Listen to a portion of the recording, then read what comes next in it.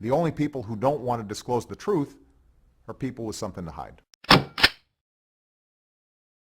Welcome back. Well, people ask me questions all the time. What about Barack Obama? What about Zulo and Arpaio? When are they bringing something forward?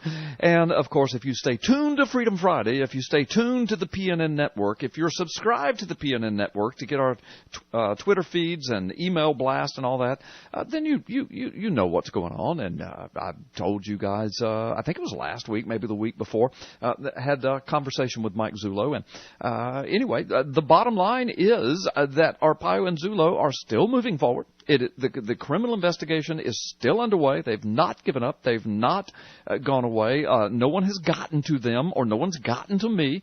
I've not gone dark. I've not gone silent. But Mike Zulo said that he is just not going to talk about this publicly anymore until, boom, they bring it forward. Because it's at that point in the investigation where the stuff they have has to be close to the vest, has to be kept close, and they can't take any chance at all of any hint of where they're going or what they might do coming forward. Now, my promise, I'm going to say this again, and don't read anything into this. This doesn't mean anything, except it's been my promise from the beginning. As we move forward, if for some reason, and Zulo has not said this, and neither has Arpaio, but if for some reason this thing doesn't come to pass, then I will be at liberty to tell you a lot more about it and why it didn't come to pass and what all's involved in it. But in the meantime, it's still headed that way. Looks like it's still going to come to pass, and those are the assurances that I'm getting. But they're just not talking about it publicly. So, and listen, for people who say, well, they better come forward and, it's up to them. No. Arpaio and Zulo are not the saviors of America. They're not the villains of America.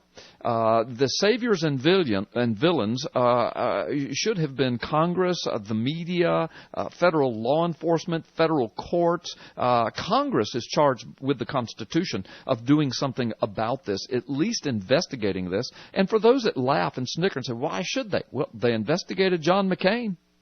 They had a Senate Resolution 511 on him. So don't tell me they can't investigate Barack Obama. No hospital in this nation claims his birthplace. None. No hospital has a monument erected, a plaque erected, a statue erected. There you go, Freudian slip. Nowhere. Just for an example. That's just a little, kind of anecdotal example. But, how weird is that? America's first black president and no hospital claims his birth? None? Come on, folks. Come on. Okay? So, Zulo and Arpaio, they're involved in a deep criminal investigation. Let's let them go with it. I'm praying for them. I'm supporting them. I'm patting them on the back. I'm shoving them along. That's what I'm going to do. Now, if it all collapses later, we'll tell you about it. We'll report it. And if it comes forward, we're going to go with it right here. Okay? That's good enough. Brandon Big B, welcome to the show. So glad you're with us, man. Hey, listen, are you there? First of all, I guess I got to make sure you're there. I am here, and I have to tell you that I don't know if we can continue, because since you believe that there's a possibility that Barack Obama was not born in this country, you probably align yourself to believe in, biblical end times, or the Second Amendment, or the First Amendment. Well, no, you're right. I'm a constitutional, patriot. But let me just say this. I am not willing to declare, publicly, at least not now, that Barack Obama was not born in the United States. But here's what I'm willing to declare. Based upon the information he's brought forward, we don't know. And nobody knows. Because as of right now, Barack Obama is truly the man from nowhere. He is. The Congressional Research Service said that, Brandon Big B. They said nobody vetted this man. And then, of course, they covered by saying, and of course, there's no requirement that he be vetted, et cetera, et cetera. Of course, the Congressional Research Service was wrong, because Article 20 of the Constitution says that it is the Electoral College job. It is their responsibility to vet the candidate that's brought forward to be put up as president.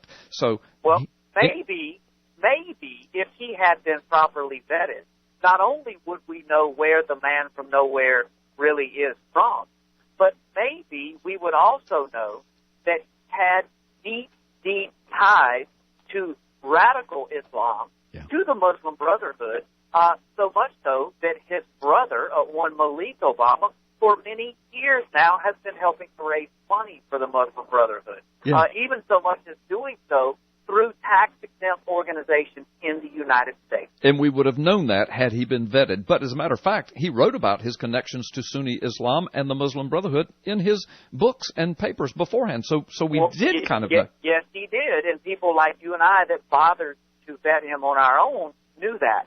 The only people who don't want to disclose the truth are people with something to hide.